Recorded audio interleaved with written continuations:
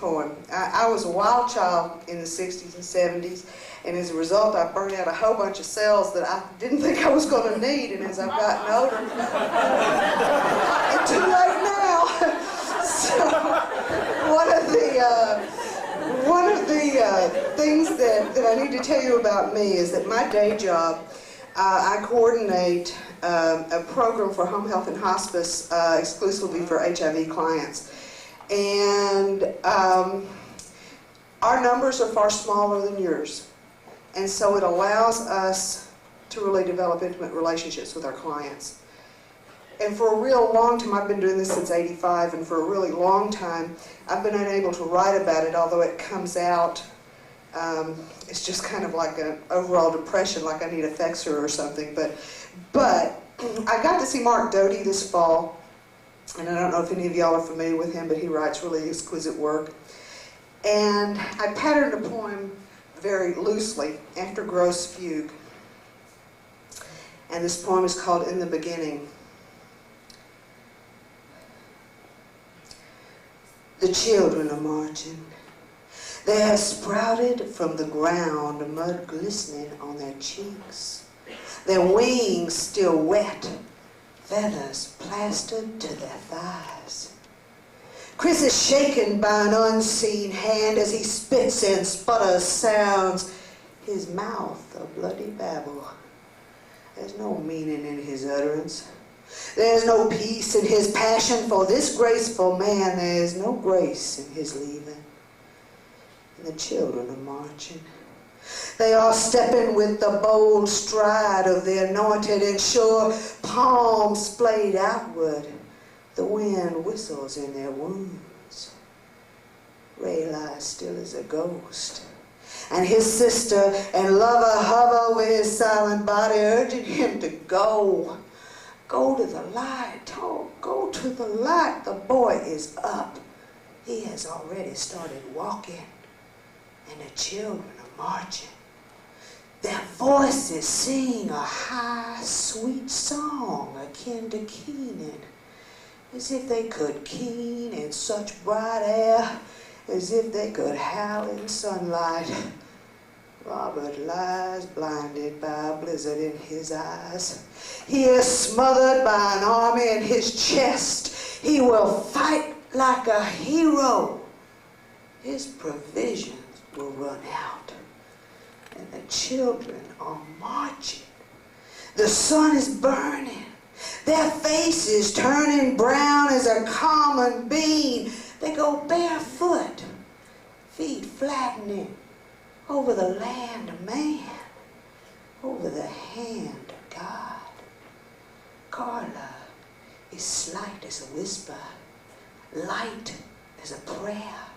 She calls for her daughters and they cannot hear.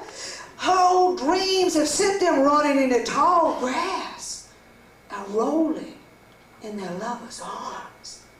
And the children are marching. No one wonders where they're going or where they've been, because they are calling for the guilty. They are clamoring for the saved, and oh Lord God, their absence will be a grateful departure. In the beginning, we spoke of original love. Now, we're prepared for the new millennium. Thank you.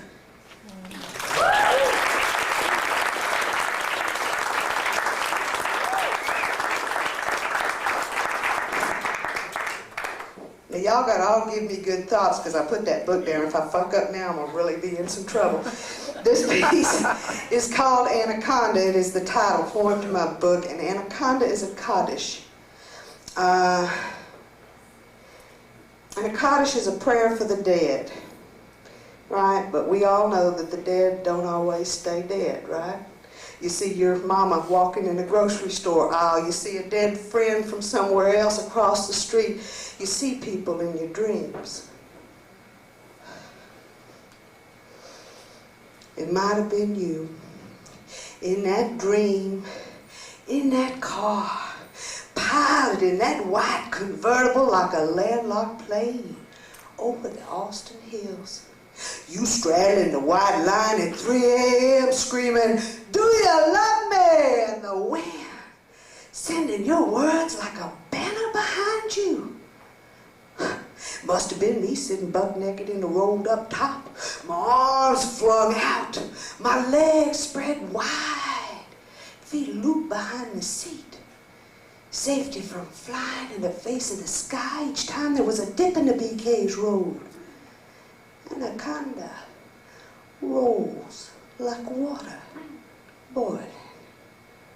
I used to wonder why you like to roll with me in the boneyard, and how the scent of pine and rose and honeysuckle sent you coring deep through my flesh like a burrowing mole looking for the sweetest root.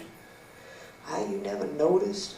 I shivered in the heat of summer when you parted my legs. That the scent of decay preceded you, pushing to my womb before you and leaving a layer of death and salt in the soil. I used to wonder how the side of me, rocking into monuments and arms grasping marble and bleeding on red granite, could make you hold me, rock me, cradle me, singing, baby, baby, baby. Anaconda rolls like water boiling, coils loop around the ankle, living tattoo. I have opened like a bowl for you. I have split my skin like a wet, ripe husk, muskmelon orange, tomato red, sweet, warm blood purple. I have moved aside, leaving you room to crawl inside my skin a shell. And I have said in jagged whisper, do you love me? Oh, my words fall down my throat like pebbles down a well. There is no peace. There is no peace. There is no peace. Anaconda rolls like water boiling, coils loop around the ankle, living tattoo slipping up the thighs, curling round the spine and squeezing fat from tissue, marrow from the bone. Anaconda, stealthy thief, you steal my sleep like thunder. Thank you very much. We have some winners.